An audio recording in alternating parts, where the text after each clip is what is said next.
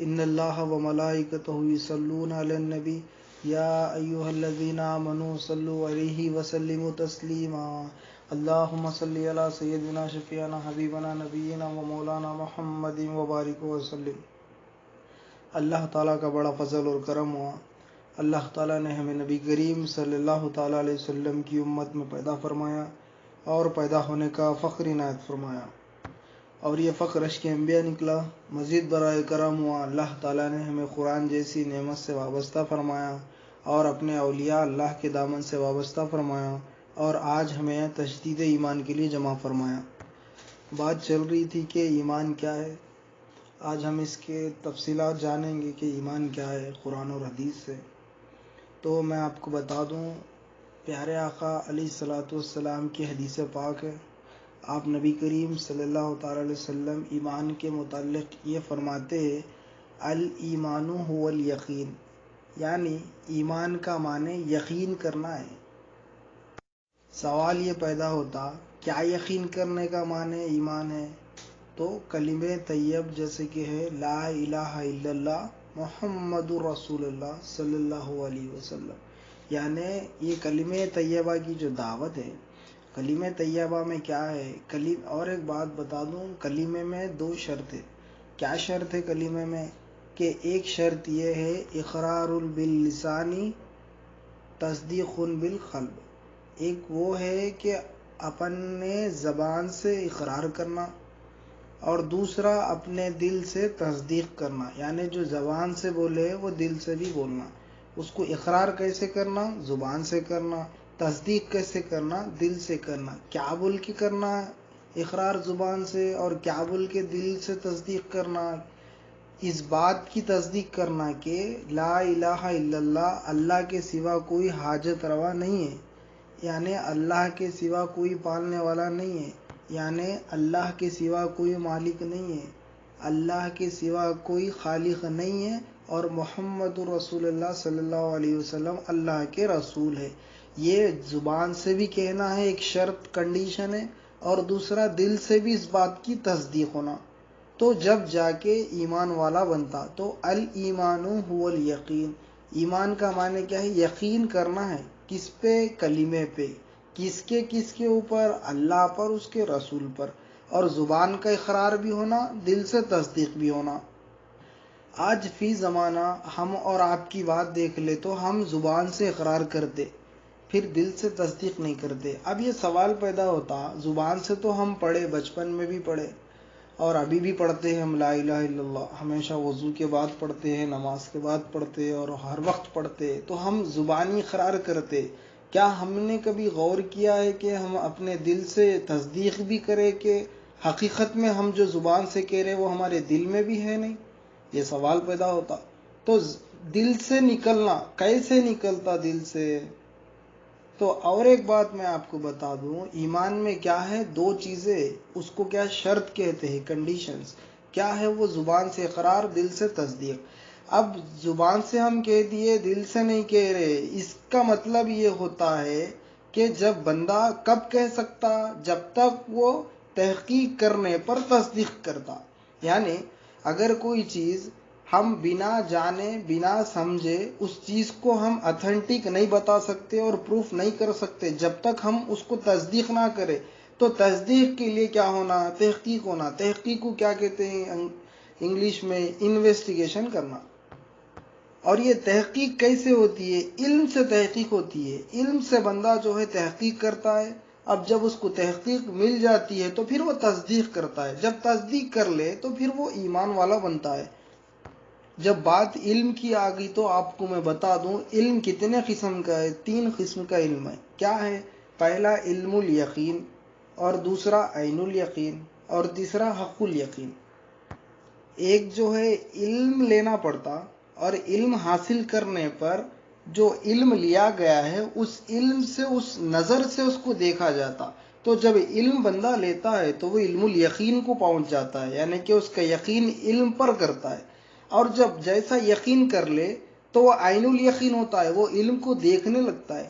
جیسے ہی عین الیقین کے بعد جو تیسرا قسم کا علم ہے وہ حق الیقین، وہ حق پہ پہنچ جاتا ہے، یعنی کہ اس کو تصدیق کرتا ہے۔ اس کی مثال یہ علم کی بات آ گئی ہے تو میں مثال دیتا ہوں کہ علم الیقین، عین الیقین، حق الیقین کیسا ہوتا ہے. ہم پریکٹیکلی ایک مثال سے سمجھیں گے کہ ایک ممبئی میں اسکول ہے. اسکول کے ٹیچر نے کہا اسٹوڈنٹ سے، کیا کہا؟ حیدرآباد میں چار مینار ہے. تو جو اسٹوڈنٹس ہے اسکول کے سارے لوگ کیا کر لیے؟ یقین کر لیے. تو اس کو کیا کہتے ہیں؟ علم الیقین کہتے ہیں. کیونکہ جب وہ ٹیچر نے کہا کہ حیدرآباد میں چار مینار ہے، مثال کے طور پہ بتا رہا ہوں، تو اسٹوڈنٹس نے ساری یقین کر لیے، علم کی بات پر یقین کر لیے. اس کے بعد وہ ٹیچر سمر کیمپ میں کیا کرے؟ حیدرآباد کو بچوں کو لے کے گئے.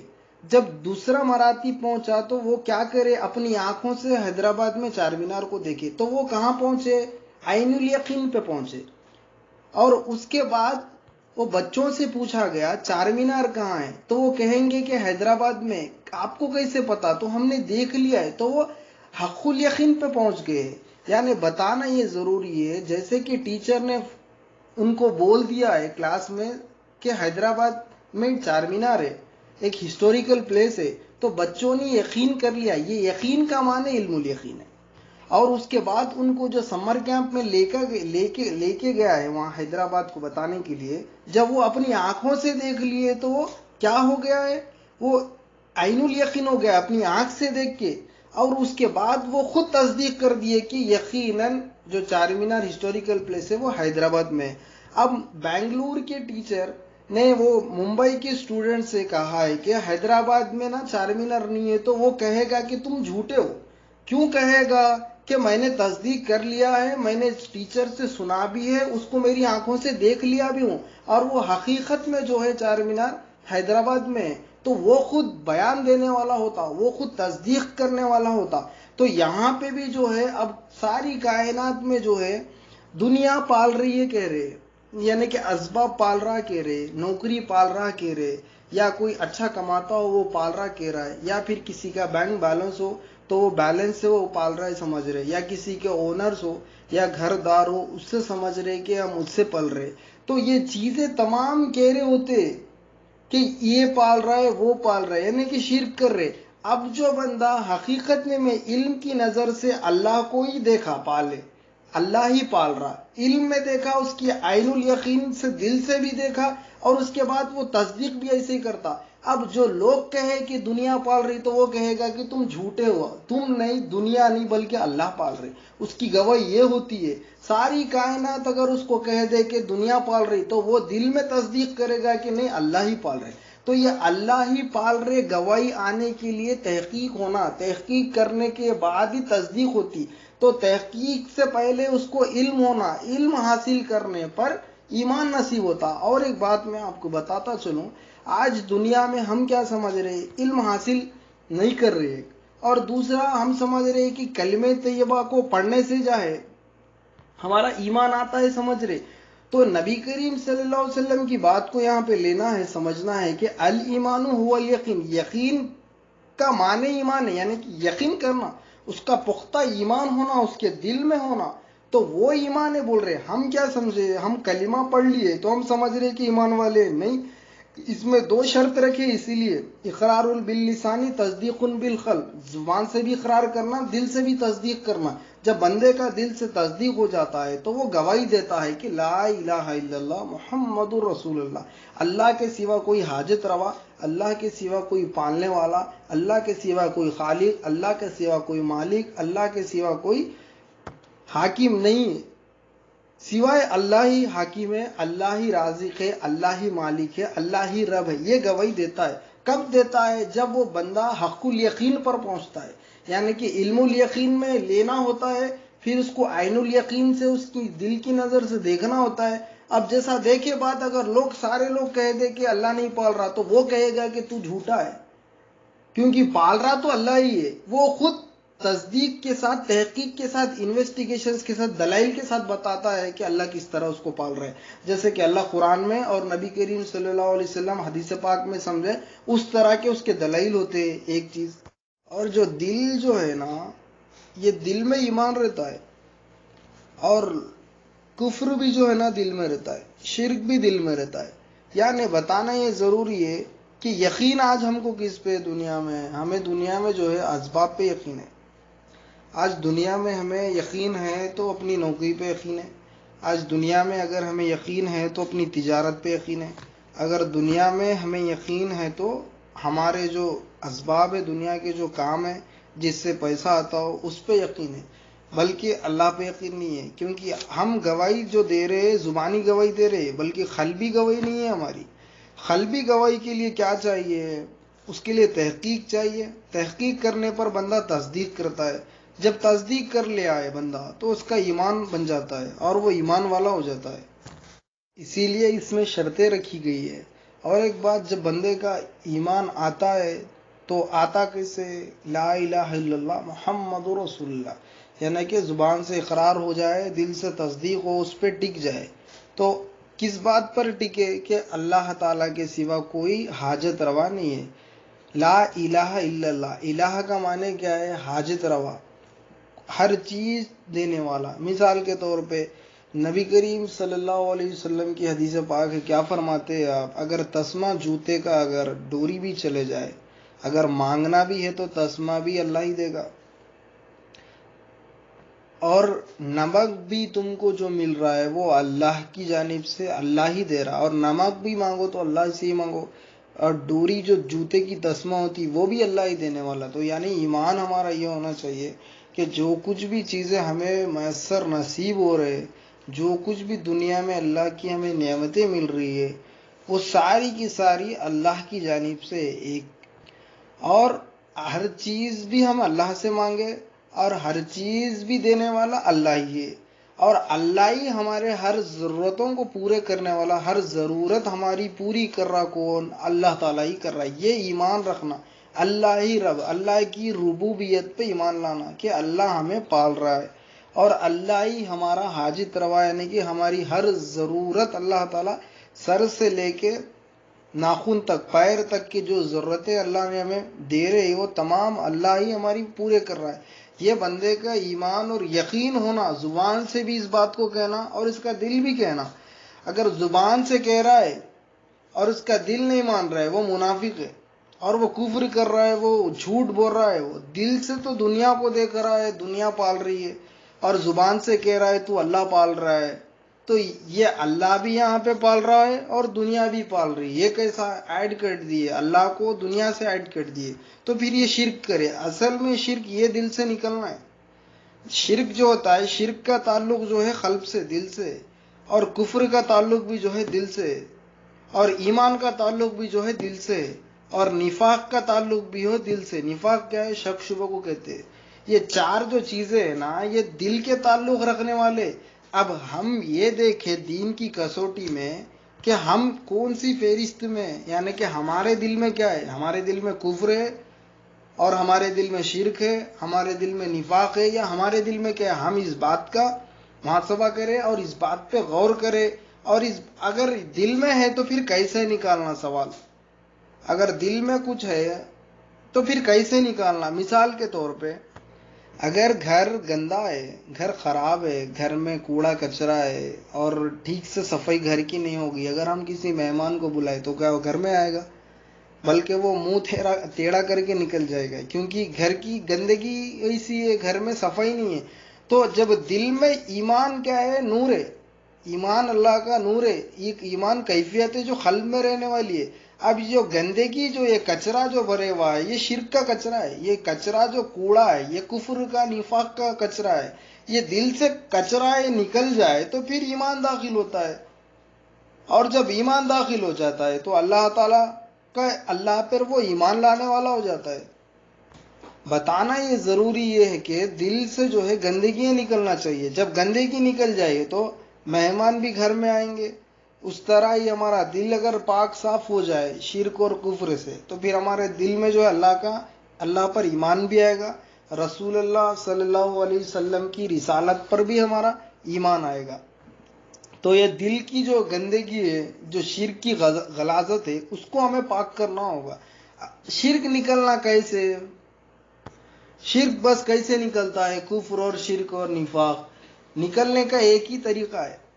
کیا میتھڈ ہے؟ کیا وے آف ہے؟ کہ لا الہ الا اللہ محمد رسول اللہ، اللہ کے سوا کوئی حاجت روا نہیں ہے.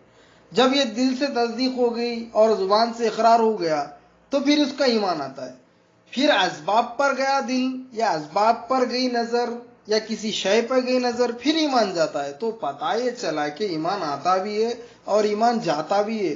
تو ہمیں 24/7 24 گھنٹے ایمان پر محنت ہونی ہے. اور دنیا میں آج بس عمل کی ترغیب دی جا رہی ہے، عمل کے بارے میں امپورٹنس بتائی جا رہی ہے، بلکہ ایمان کی طرف اس کو متاثر نہیں کر رہے اور ایمان افضل نہیں بتا رہے. میں اس کا مطلب یہ نہیں کہہ رہا ہوں کہ عمل نہیں کرنا. ایمان والا جو ہوتا ہے وہ عمل چھوڑتا نہیں ہے، اور ایمان والا ایمان کی حفاظت کے لیے عمل ہے. جب ایمان ہی نہیں ہے تو کون سی حفاظت؟ مثال کے طور پہ اگر کوئی گھر ہے تو اس کو کفل کی ضرورت ہے، لاک کی ضرورت ہے. جس کا کوئی گھر ہی نہیں ہو تو اس کو کفل کی کیا ضرورت ہے؟ تو اسی حساب سے جس کا ایمان ہے تو اس کو عمل کی ضرورت ہے. جس کا ایمان ہی نہیں ہے، ایمان کس پہ لانا نہیں معلوم، ایمان آتا کیسے نہیں پتا، جاتا کیسے نہیں پتا، ایمان رہتا کہاں ہے نہیں پتا، تو پھر اس کا عمل لے کے اللہ کیا کرے گا؟ آسمان جیسے عمل لے جائے، نمازیں لے جائے، روزے لے جائے، حج لے جائے، صدقات لے جائے، خیرات لے کے جائے، یہ تمام چیزیں لے کے جائے، جب اس کے دل میں اللہ کے سوا کوئی غیر بھی پالتا ہے، ایسا عقیدہ رکھ کر دنیا میں نمازیں بھی پڑھ رہا ہے اور اللہ کے سوا کوئی غیر بھی اس کو پالتا ہے، ہر ذرے ذرے کو وہ مانتا ہے، تو پھر وہ بندے کے نمازوں کا اللہ کیا کرے گا؟ پھر وہ بندے کے حج کا کیا کرے گا؟ اور تمام عبادات، اس کی ریاضات کو اللہ کیا کرے گا؟ اس کے تو منہ پہ مار کے جہنم میں ڈال دے گا. تو بتانا یہ ضروری ہے، ایمان والا عمل نہیں چھوڑتا. جب ایمان بن جائے تو پھر وہ اس کی حفاظت کے لیے عمل پہ لگ جاتا ہے، اللہ تعالیٰ اس کو عمل کراتا ہے. تو یہ ہمیں غور کرنا ہے کہ ایمان ہمیں سیکھنا ہے، اور ایمان سیکھنے سے آتا ہے.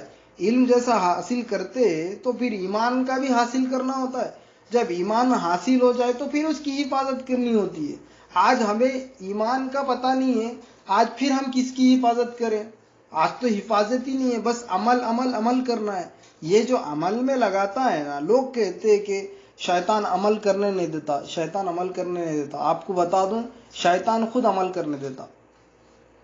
کیونکہ شیطان کو پتا ہے نا کہ میں بھی عابد تھا، یعنی عبادت گزار میں بھی تھا، لیکن میں بھی دھتکارا ہوا گیا ہوں، میں بھی اللہ کی بارگاہ سے نکالا گیا ہوں، میرے بھی عبادت میرے منہ پہ مار دی گئی ہے.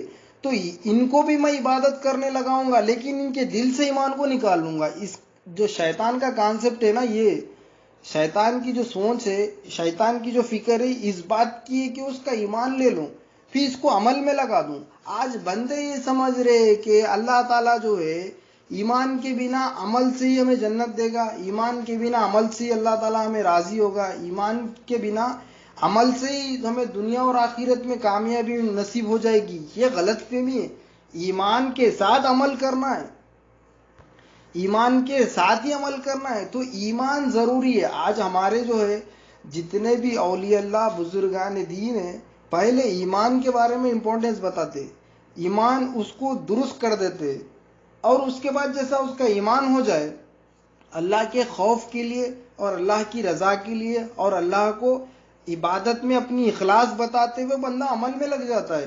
تو بزرگان دین جو ہے اولیاء اللہ ہے، وہ تمام پہلے ایمان پر غور و فکر دیتے، ایمان اس کے دل میں داخل کرتے.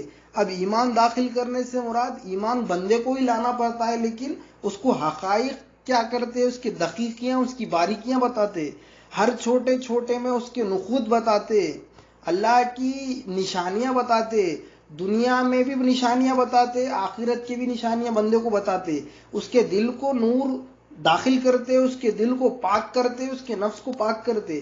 پھر اللہ والے جو ہے اس بندے کو ایمان والا بناتے، بنائے بات کہتے، کیا کہتے کہ اب تو اس کی کوشش کرنے میں لگ جائے. نہیں کیا؟ اور ایک بات، جب بات آ جائے پاک ہونے کی، تو میں آپ کو بات بتاتا ہوں کہ بچپن میں جو ہے جب چھوٹے پیدا ہوتے لڑکے لڑکیاں، چھوٹے بچے جیسا چھوٹے ہوتے تو ماں باپ کیا کرتے، ان کو منہ دھونا سکھاتے، اور پھر پانی نہلاتے، منہ دھلاتے، کب تک منہ دھلاتے اور پانی نہیں لاتے ان کو. اور اگر صابن سر پہ لگا ہوا ہو، کان پہ لگا ہوا، تو ماں کہتے کہ جا دھولے، کیا بولتے، جیسا چھوٹا رہے تک اس کو ہر چیز دھلاتے بڑے ہوتے. جیسا 15 سال کے بعد ماں باپ کو اگر وہ پھر صابن لگے ہوا جب آئے بعد وہ اگر کہے کہ ممی مجھے صابن لگے ہوا ہے، مجھے دھلا دو، ذرا میرا دھو دو میرے سر کو، صابن لگے ہوا ہے، تو ماں کیا کرتے، ایک تھپڑ مارتے تھا، بولتے کہ جا تو دھو لے ابھی. جب تک تو بچہ تھا، چھوٹا تھا، تیری میں بتائے کہ کیسے دھونا چاہیے، کیسے اپنے آپ کو صاف رکھنا چاہیے. تو یہ جو جسم کی پاکی ہے نا، یہ ماں باپ سکھاتے ہیں ہم کو. ایک پاکی ہوتی ہے جسم کی، دوسری پاکی ہوتی ہے قلب کی. جو جسم کی پاکی، میں بتا رہا ہوں آپ کو جسم کی پاکی کے بارے میں، جو بچے چھوٹے ہوتے تب تک سکھاتے، بڑے ہو کے بعد کہتے ہیں ماں باپ کی اب تم دیکھ لو، تمہیں بچپن سے تو ہم نے سکھائی کہ کیسا جسم کو پاک رکھنا. تو اب یہاں بتانا یہ ضروری ہے، جب تک بچے تھے تو ماں کے گود میں تھے، ماں نے سکھایا ہے کہ کیسے پاک ہونا جسم کا.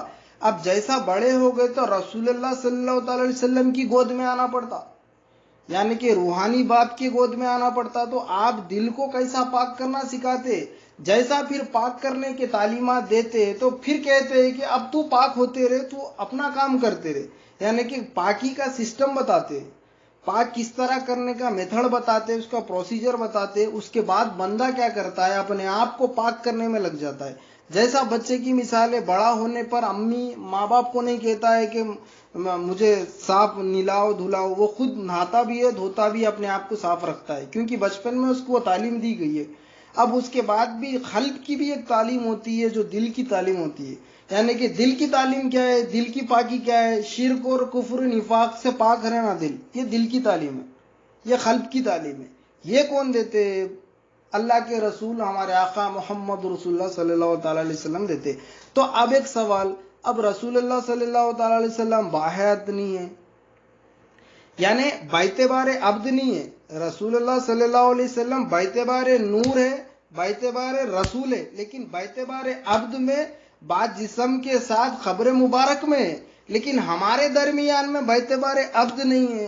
تو پھر ہم کیسے ہمارے دل کو پاک کر لینا؟ تو سوال ہے کہ نبی کریم صلی اللہ علیہ وسلم اسی لیے اپنے وارثین کو چھوڑ کے گئے، اور نبی کریم صلی اللہ علیہ وسلم کے وارثین کے پاس جانا پڑتا ہے، یعنی کہ اولیاء اللہ کے پاس جانا پڑتا ہے، کیونکہ نبی کریم صلی اللہ علیہ وسلم نے وہ دل کو پاک کرنے کا فن جو کمال دیا ہے، وہ اپنے اولیاء کو دیا ہے، اپنے ولی اللہ کو دیا ہے. وہ ولی اللہ کیا کرتے ہیں، اپنے قلب، بندوں کے قلب کو جو ہے نا، اللہ کے بندوں کو اللہ سے ملاتے. ان کے قلب میں کیا ہے، شرک اور کفر نفاق کو نکال کے، میلے کچیل کو نکالتے، اللہ کے نور کو داخل کرتے، اللہ کے کلام کو داخل کرتے، اور اللہ کے ایمان کو دے دیتے ہیں وہ علم کے ذریعے. پھر بندہ اپنے دل کو ہمیشہ پاک کرنے میں، تجدید کرنے میں اور تجدید میں لگ جاتا ہے، اپنی ایمان کی اصلاح میں لگ جاتا ہے. یہ جو کام ہوتا ہے، یہ اولیاء اللہ کا کام ہوتا ہے. تو بتانا یہ ضروری ہے کہ پاکی بھی دو قسم کی ہے، جسم کی پاکی بھی ہے، قلب کی بھی پاکی ہے. ہم نے بچپن میں جسم کی پاکی ہمیں ماں باپ سکھا دیے، ہم بڑے ہونے کے بعد کس کی پاکی، قلب کی پاکی کے لیے رسول اللہ صلی اللہ علیہ وسلم کی بارگاہ میں جانا پڑتا ہے. جب رسول اللہ صلی اللہ علیہ وسلم ہمارے قلب کو پاک کرتے، وَيُعَلِّمُ الْكِتَابَ وَالْحِكْمَةَ یُزَکِّیہم، اللہ نے کیا فرما دیا، اے میرے محبوب ان کے قلب کو پاک کرو اور ان کو حکمت کا، وَيُعَلِّمُ الْحِكْمَةَ، اور ان کو حکمت کا علم دو، اور ان کے قلبوں کو پاک کرو، ان کے نفس کو پاک کرو. یہ نبی کریم صلی اللہ علیہ وسلم کا یہ جو فن ہے، اللہ تعالیٰ کے عطائے ہے جو اللہ نے دیا ہے، وہ فن اپنے امت کے اولیاء کو دیے. کون؟ نبی کریم صلی اللہ علیہ وسلم. اور وہ نبی کریم صلی اللہ علیہ وسلم کے امتی جو اولیاء ہے، وہ بندوں تک وہ تقسیم کر رہے. تو ہمیں یہ ضروری ہے کہ پہلے ایمان کی پاکی ضروری حاصل کرنا ہے، ہمیں پہلے دل کو پاک کرنا چاہیے. اور ایک بات یہ ضروری ہے، آج دنیا میں فی زمانہ اگر ہم کہہ دیں کہ ایمان پاک ہو، ایمان پاک ہو، اگر عمل کی بات نہیں کرنے پر، ارے یہ کیا کہہ رہے ہیں، نماز کی ہمیشہ بات نہیں کرتے اور عمل کی بات نہیں کرتے سمجھ رہے. لیکن انشاءاللہ آگے بھی تفصیل سے اس کے پر لیکچرز اور اس پہ اور بھی مزید طویل سے باتیں آئیں گی کہ نماز بھی ضروری اور فرض ہے. اور جتنا یہ بتانا یہ ضروری ہے، ایمان مقدم ہے اللہ کے پاس، اور ایمان پرائمری ہے اللہ کے پاس. اور عمل سیکنڈری ہے اللہ کے پاس، کیونکہ ایمان میں جو ہے، ایمان اگر جو بندے کا نہیں ہے وہ جہنم میں ہمیشہ رہے گا۔ ایمان رہنے پر عمل تھوڑے بہت کرتا ہو تو وہ عارضی جہنم میں رہے گا، جب جیسے کہ اس کے گناہ ختم ہو جائے پھر وہ جنت میں جائے گا۔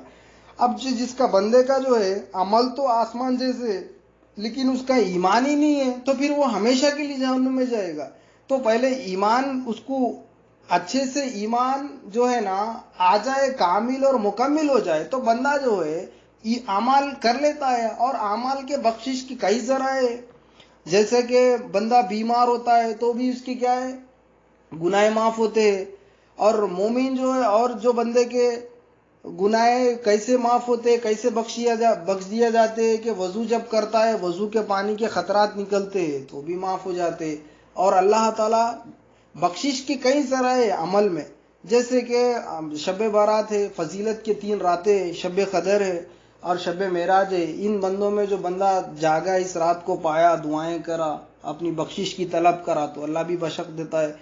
اور نبی کریم صلی اللہ علیہ وسلم کی بھی سفارش ہے، کیونکہ حدیث سے ثابت ہے کہ تمام انبیاءوں کی امت کہیں گی کہ ادھر جاؤ نبی کریم صلی اللہ علیہ وسلم کے پاس، تو بتانا یہ ضروری ہے۔ اور نبی کریم صلی اللہ علیہ وسلم کی حدیث پاک میں 70,000 جو لوگ ہیں اللہ تعالیٰ کے، جو بندے جنتیاں ہیں انہوں سفارش کریں گے، تو اللہ کے بندے اولیاء اللہ بھی سفارش کریں گے اللہ کی عطا سے۔ تو یہ بخشش کے کئی اور ذرائع اور بہت ذریعے، کس میں، عمل میں، لیکن ایمان میں بچنے کے ذرائع نہیں ہے۔ ایمان مقدم ہے، اللہ کے پاس ایمان ضروری ہے۔ اب یہ کہاں سے لائے، اگر سوال آ جائے تو بتا دینا یہ ضروری ہے کہ ایمان میں جو ہے نا بخشش نہیں ہے۔ ایمان جس کا نہیں ہے وہ دائماً جہنمی ہے۔ عمل میں زیادتی کمی میں اللہ معاف کر دیتا ہے، اور اللہ بڑا قادر ہے، مطلق ہے، اور اللہ معاف کرنے والی ذات ہے۔ اب بتانا یہ ضروری ہے۔ اب آپ کو میں 2 دلیل دیتا ہوں قرآن سے، جو واقعہ حضرت نوح علیہ السلام کا ہے۔ حضرت نوح علیہ السلام کے دور میں جب اللہ تعالیٰ نے حکم دیا کہ کشتی بناؤ، جیسا کشتی آپ بنا رہے تھے جیسا مکمل ہو گئی، اس کے بعد نبی جو ہے حضرت نوح علیہ السلام حکم دیے کہ آؤ کشتی میں بیٹھ جاؤ۔ جو ایمان لائے وہ کشتی میں بیٹھ گئے، اور جو ایک تھا آپ کا لڑکا کانان جس کا نام تھا، بیٹا تھا، تو جب اللہ اب وہ کہہ رہے تھے کہ بیٹا آ کے بیٹھ جاؤ، تو وہ کیا ہے، پہاڑی پر بیٹھ کے کہہ رہا ہے کہ نہیں میں بچ جاؤں گا۔ تو اللہ تعالیٰ نے وہی نازل فرمائی، کیا فرمائے کہ اے جو تمہارے ساتھ ہے، جو کشتی میں تمہارے ساتھ ہو گئے ایمان والے، وہ تمہارے بیٹے، وہ بیٹا نہیں ہے۔ تو یہاں بتانا یہ ضروری ہے، ایمان میں بخشش نہیں ہے، ایمان میں اللہ معافی نہیں کرتا۔ حالانکہ نوح علیہ السلام کے بیٹے ہیں وہ جو کشتی میں وہ تمہارے بیٹے ہیں، وہ نہیں ہے بول رہے اللہ۔ تو یعنی کہ ایمان والے جو ہے اللہ تعالیٰ ان کو بخشنے والا ہے۔ اور ایک حضرت لوط علیہ السلام کی قوم میں، حضرت لوط علیہ السلام کی جو وائف ہے وہ منافقہ ہے۔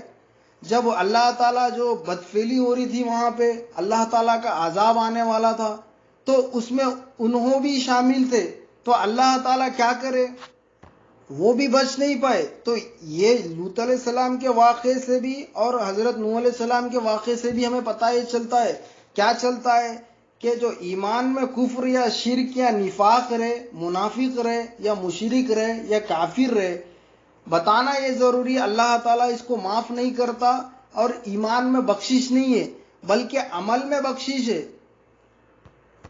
آج پھر وہ ایمان کیا ہے وہ ہمیں پتہ نہیں ہے، تو ہمیں ضروری یہ ہے کہ ہم ایمان پہ توجہ دیں۔ ہم ضروری یہ ہے کہ ایمان کو حاصل کرے اور اس کی حفاظت کرے۔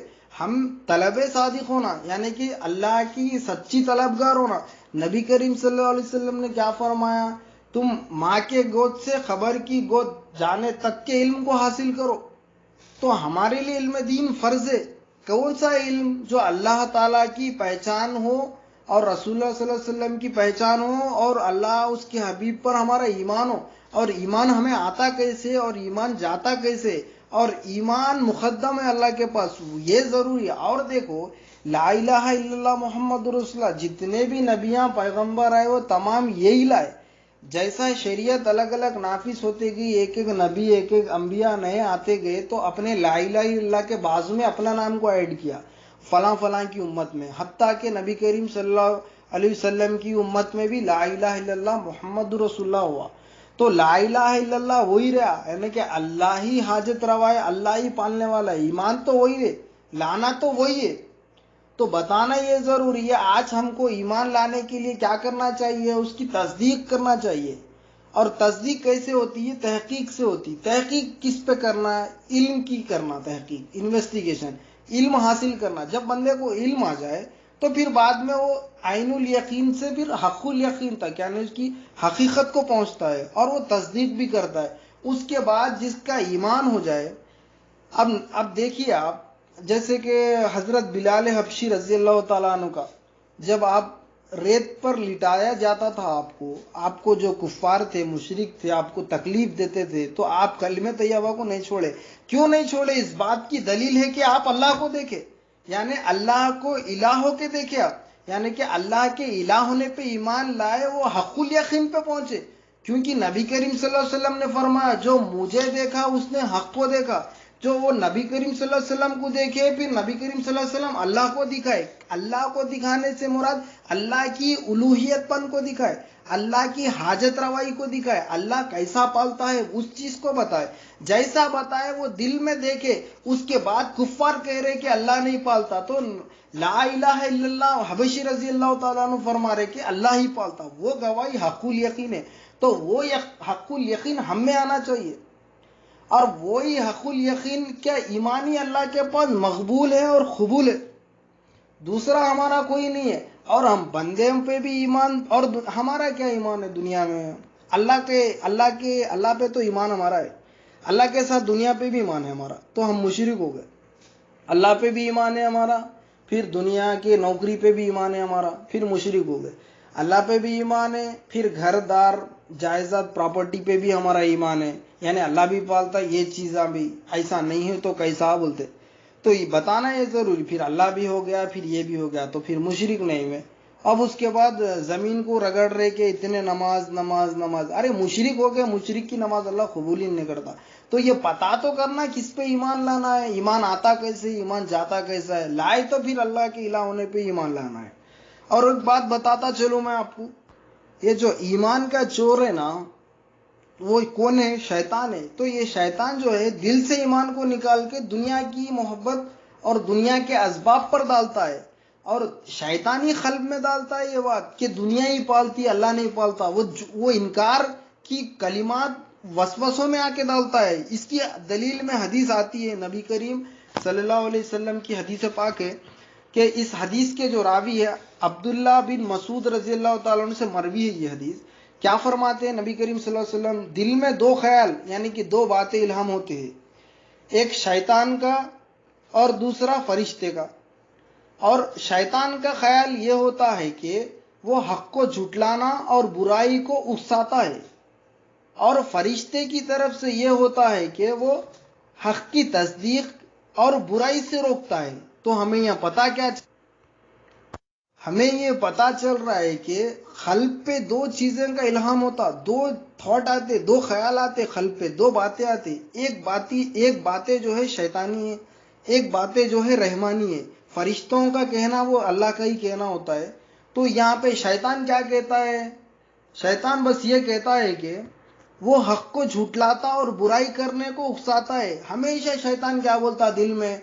لا الہ الا اللہ تو ہم پڑھ رہے، لیکن دل میں شیطان کیا بول رہا ہے؟ اللہ نہیں پال رہا بول رہا ہے۔ ہم بول رہے کہ اللہ کے سوا کوئی پالتا نہیں، گواہی تو ہم زبان سے دے رہے، لیکن دل میں کیا خیال ڈال رہا ہے؟ یہ حضرت عبداللہ بن مسعود رضی اللہ تعالیٰ عنہ سے روایت ہے، یہ مروی حدیث ہے، یہ اس پہ ایمان رکھنا ہے ہمیں کہ خیال جو آتا ہے، یعنی کہ قلب میں بات جو شیطان ڈالتا ہے، کیا ڈالتا ہے؟ اللہ نہیں پال رہا، دنیا پال رہی، ڈالتا ہے اور برائی کرنے لگاتا ہے۔ یہ کیا بول رہے نبی کریم صلی اللہ علیہ وسلم کی؟ یہ شیطان کا خیال ہے جو دل میں آتا ہے۔ پھر اس کے بعد رحمانی، یعنی کہ اللہ کی طرف سے فرشتہ کیا کہتا ہے کہ وہ حق کی تصدیق کرتا ہے، یعنی کہ ہمیشہ حق کی تصدیق کرتا ہے۔ یعنی کہ وہ کیا کہتے ہیں فرشتے قلب پہ؟ اور ایک بات کیا آتی ہے؟ اللہ ہی پال رہا، اللہ ہی پالتا، لا الہ الا اللہ، اللہ کے سوا کوئی الہ نہیں ہے، اللہ کے سوا کوئی مالک نہیں ہے، اللہ کے سوا کوئی خالق نہیں ہے، اللہ کے سوا کوئی حاکم نہیں ہے، اللہ ہی الہ ہے۔ یہ جو خیالات جو قلب میں آتے ہیں، یہ فرشتوں کی طرف سے آتے، یہ اللہ کی طرف سے آتے ہیں۔ دیکھیں اللہ کی طرف سے آنے والے ہیں، اور یہ حدیث کنٹینیوشن ہے، शैतान का जो ख्याल आए तो शैतान का जब ख्याल आता है तो अल्लाह की पनाह मांगना शैतान मरदूद से। नबी करीम सल्लल्लाहु अलैहि वसल्लम ने फरमाया अगर इस तरह के हमें ख्यालात आते कि दुनिया पालती है, दिल में अगर आता है तो औज़ बिल्लाहि मिनश शैतान पढ़ के अल्लाह से रुजू होना कि शैतान का ख्याल है। नबी करीम सल्लल्लाहु अलैहि वसल्लम ने फरमाया। और एक नबी करीम सल्लल्लाहु अलैहि वसल्लम और एक हदीस और कुरान में भी क्या कहते हैं, अल्लाह ताला क्या कहता है, शैतान फकीरी यानी कि फक्र से डराता है और गुनाहों के लिए उकसाता है, गुनाह करने लगाता है। शैतान का क्या काम है, डराता है वो। तो बता देना जरूरी है कि यहाँ पे गौर व फिक्र करना है, यहाँ पे फिक्र लेके उठना है हमें कि जो है कल्ब में अल्लाह पालता बोल के जो आ रहा है हमारे दिल में, ये फरिश्तों की तरफ से, ये अल्लाह की तरफ से। फरिश्ते तस्दीक करते हैं दिल पे कि अल्लाह ही पाल रहा, शैतान नहीं पाल रहा बोल के हमेशा तस्दीक को इनकार करते रहता है। और जो उसके बंदा गिरफ्त में हो जाता है तो वो भी क्या है, कुफ्र और शिर्क करने लगता है। तो शैतान से बचने का इल्म होना चाहिए हमें। शैतान से कैसा बचना, शैतान को पहचाने तो शैतान भागता, जब तक शैतान नहीं भागता। उसकी मिसाल इमाम गजाली रहमतुल्लाह ताला कैसे देते हैं, उसकी मिसाल कि एक शख्स है कि दावत करा, वो शादी या फिर कोई फंक्शन करा जिसमें 100 लोगों की दावत है। और दावत जो कर रहा है, मेहमान और मेजबान में क्या फर्क होता है, मेजबान को पता होता है कि मेहमान कितने आ रहे हैं। अगर 100 लोगों की दावत दे रहा है तो उसको पता होता है कि कौन है 100, अगर उसके हटके को वो पहचान लेता है। तो एक शख्स क्या हुआ, 100 लोगों की दावत में 101 नंबर पे और एक शख्स आ गया।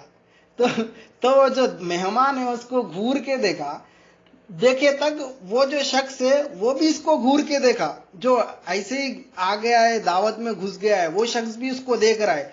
तो जैसा वो शख्स देखा तो उसके दिल में डर पैदा हो गया। कैसे डर हो गया, अरे ये मुझे पहचान लेगा तो फिर जलील हो गई या फिर मार खानी पड़ेगी मुझे बोल के फौरन भाग जाएगा वो। तो यहाँ पे भी इमाम गजाली रहमतुल्लाह अलैहि ताला वही बता रहे कि तुम शैतान को जब पहचानोगे वो शैतान ही है तो वो भागेगा, जब तक वो नहीं भागेगा तो उसको पहले पहचानने की जरूरत है। तफसीरी में तफसील से आगे हम बात करेंगे शैतान के बारे में। और बात बताना ये जरूरी है हमें कि, और एक छोटा सा एक आजाब का जिक्र करता हूं मैं। और ये जो हमारी उम्मत है नबी करीम सल्लल्लाहु अलैहि वसल्लम की, ये उम्मत में जो है ना आजाब आसमानों से नहीं आता, क्योंकि नबी करीम सल्लल्लाहु अलैहि वसल्लम की ये दुआ है। और जो है पिछले उम्मतों में जो अंबिया थे, नबियाँ थे, जब नाफरमानी करते थे, जो ईमान नहीं लाते थे, तो वो नबियाँ जो है अल्लाह से दुआ करते थे और अल्लाह ताला उनकी दुआ कबूल करके जो है ना आज़ाब देता था। तो हमारे जो अब की कौम है, जो नबी करीम सल्लल्लाहु अलैहि वसल्लम की उम्मत है, यानी कि हम पे अल्लाह का अजाब नहीं आता। लेकिन यहाँ पे क्या फरमाते बुजुर्गान दीन, लेकिन इनके खल्ब पर क्या आता है, अजाब आता है। किस पे आता है अजाब, दिल पे अजाब आता है। वो दिल पे अजाब कैसे आता है, तफसीर नईम में फरमाते हैं कि जो बंदा गुनाह करेगा तो फिर अल्लाह का खौफ नहीं करेगा और नेकी करेगा लेकिन दिल में उसको लज्जत नहीं आएगी और इबरत हासिल नहीं करेगा। आज देखो दुनिया में, यानी बताना ये जरूरी है, गुनाह करेगा अल्लाह का खौफ नहीं करेगा। ये गुनाह करे बाद भी खौफ नहीं हो रहा है बंदे को आज दुनिया में। इसकी वजह क्या है, क्योंकि इसके दिल में शिर्क और कुफ्र है। अगर बंदे का दिल पाक हो जाता, ईमान वाला हो जाता, तो फिर क्या होता, तो इसके दिल में क्या है, गुनाह करे बाद अल्लाह का खौफ आता। कब आता, अगर ईमान वाला हो गया तो। एक तो ईमान वाला गुनाह नहीं करता, अगर लग्जिश हो के गलती करा तो इसके दिल में क्या, अल्लाह का खौफ आता है। नबी करीम सल्लल्लाहु अलैहि वसल्लम ने क्या फरमाया, मोमिन की निशानी में ये फरमाते कि मोमिन जो है उसको रंजो गम होता है, यानी कि जब नेकी करता है तो उसका दिल खुश होता है, गुनाह करने पर उसका रंजो गम यानी कि रंज करता है, अपसेट होता है उन्हें उसके गुनाह से। ये मोमिन की अलामत बता रहे। तो यहाँ पे हमें क्या, देखो हम क्या गौर करना है यहाँ इस बात पे कि गुनाह करे तो ये खल्बी अजाब, खल्ब का जो दिल में अजाब आ रहा है आज हमारे, वो किस वजह से आ रहा है कि हम मोमिन नहीं बने। गुनाह करे बाद भी अल्लाह का हमें खौफ नहीं आ रहा है और नेकी करे बाद दिल में लज्जत नहीं मिल रही। लज्जत कहीं को मिलेंगी, अगर दिल पाक होगा, ईमान वाला दिल होगा तो लज्जत मिलेगी। और लज्जत नहीं मिलने की वजह दिल में ईमान नहीं है अल्लाह का, इसीलिए लज्जत नहीं मिल रही है एक। और इबरत हासिल करने वाले नहीं बन रहे। इबरत हासिल अगर करे बंदा तो फिर अल्लाह ताला का क्या है, ایمان والا ہوتا ہے. تو یہ اس طرح کی جو باتیں ہیں نا، تو قلب پہ عذاب ہے. یہ خوشی نہیں ہونا اور دل غم نہیں ہونا اور جو ہے عبرت حاصل نہیں کرنا، یہ دل کے عذاب ہے. بندہ غور نہیں کر رہا ہے، بندہ فکر نہیں کر رہا ہے. مومن کی نشانی وہی ہے نا کہ نیکی کرنے پر دل خوش اور گناہ کرنے پر دل رنج کرتا ہے. نبی پاک علیہ السلام فرمائے یہ بات کہ جب پھر آج ہمیں خوف نہیں ہو رہا ہے تو اس کا وجہ کیا ہے؟ تو ہمارے دل میں ایمان نہیں ہے. بات آج جو چل رہی ہے ایمان کی، مسلسل چل رہی ہے بات، اور ایمان مقدم اور ایمان ضروری ہے. کیفیت اس واقعات اور اس حدیث اور قرآن کے دلیل سے ہمیں یہ سمجھ میں آتا ہے کہ ایمان کتنا ضروری ہے ہمارے لیے. اور ایک بات، آخری بات کر کے اپنی بات کو ختم کرتا ہوں، آخری حدیث رکھ کے. نبی کریم صلی اللہ علیہ وسلم نے کیا فرمایا؟ ایمان کا مزہ اس نے چکھ لیا جس نے اللہ کو رب مان لیا اور اسلام کو دین مان لیا اور محمد صلی اللہ علیہ وسلم کو رسول ماننے پر راضی ہو گیا. دیکھیں یہ حدیث کوٹ کرتے ہیں خبر کے 3 سوال کو. خبر کے بھی کیا 3 سوال ہیں؟ من ربو کا، ماں دینو کا، من نبیو کا. تو یہاں نبی کریم صلی اللہ علیہ وسلم کیا فرمائے؟ ایمان کا مزہ اس نے چکھ لیا جس نے اللہ کو رب مان لیا، پھر اسلام کو دین مان لیا اور محمد صلی اللہ علیہ وسلم کو اللہ کا رسول ماننے پر راضی ہو گیا. تو یہ بات بتانا یہ ضروری ہے اس حدیث سے جو ہے ہمیں ایمان کا مزہ چکھنا ہوتا ہے اور ایمان میں بھی مزہ آتا ہے. جیسے کہ زبان، ایک مزہ ہوتا ہے جو زبان کا، ایک مزہ ہوتا ہے جو دل کا. اگر زبان کا مزہ کیسے آتا ہے؟ اگر کوئی ڈیلیشیس یا کوئی اچھی سی سویٹ کھائے یا کوئی میٹھی چیز اگر کھائے، اگر کوئی اور فروٹ کھائے تو اس کا مزہ ہمیں پتہ چلتا ہے. مثال کے طور پہ آم ہے، آم کا مزہ جو کھایا اس کو پتہ چلتا ہے آم کا مزہ کیا ہے. اگر ہم آم کھاتے کھاتے کیسا ہے آم، میٹھا ہے کیا بولے تو تم بھی کھا کے دیکھو بھائی مزہ معلوم ہوتا بولتے. تو بتانا یہ ضروری ہے جو آم کھایا ہوا ہے اس کو پتا ہے کہ وہ مزہ کیا ہے. تو ایمان جو لائے ہوا ہے اس کو پتا ہے ایمان کا مزہ ہے، جو ایمان نہیں لایا اس کو پتا ہی نہیں ایمان کیا ہے. تو ایمان کا ہمیں مزہ چکھنا ہوتا ہے، وہ قلب میں آتا ہے، وہ قلب میں مٹھاس ہوتی ہے، وہ قلب میں نور اٹھتا ہے، وہ قلب میں رونق نکلتی ہے. تو یہ باتیں جو ہے، یہ تعلیمات جو دراصل ہے اپنے قلب کو پاک کر لینے کی ہے اور اپنے دل سے شرک اور کفر کو نکالنے کی ضرورت ہے. اور انشاءاللہ امید کرتا ہوں کہ تفصیل سے اور آگے ایمان کے جتنے بھی کنٹینٹس اور ایلیمنٹس جو بھی آئیں گے اس سے متعلق ہمیں اور غور کریں گے اور فکر کریں گے اور جانیں گے کہ ایمان اور کیا ہے اور اللہ نے ایمان کو کیا امپورٹنس دی ہے. اور ایمان اللہ کے لیے مقدم ایمان ہی ہے، اس کے بعد عمل ہے. اس کا مطلب ایمان نہ ہو پھر عمل ہو وہ فائدہ نہیں ہے. ایمان کے ساتھ عمل ہو، یہ 2 چیزیں بھی ہے، اس کو ساتھ میں لے جانا ہے. اور میں اپنی بات کو سمجھتے ہوئے اللہ سے دعا کرتا ہوں اللہ کہنے سننے سے زیادہ عمل کی توفیق دے. سامعین کو بھی ہر عمل میں اصلاح عنایت فرمائے، اخلاص عنایت فرمائے. نبی کریم صلی اللہ علیہ وسلم کی ان اللہ و ملائکتہ یصلون علی النبی یا ایھا الذین آمنوا صلوا علیہ وسلموا تسلیما. اللهم صل علی سیدنا شفیعنا حبیبنا نبینا و مولانا محمد وبارک وسلم. سبحان ربک رب العزۃ عما یصفون والسلام علی المرسلین والحمد للہ رب العالمین.